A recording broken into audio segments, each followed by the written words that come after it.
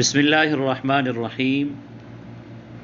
بعض احباب کا یہ سوال ہوتا ہے قربانی کے حوالے سے کہ آیا بڑے جانور میں 7 سے کم لوگ شریک ہو کر قربانی کر سکتے ہیں یا نہیں؟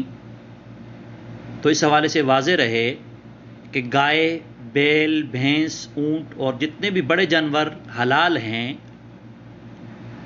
ان میں شرکاء کی تعداد زیادہ سے زیادہ 7 ہونی چاہیے۔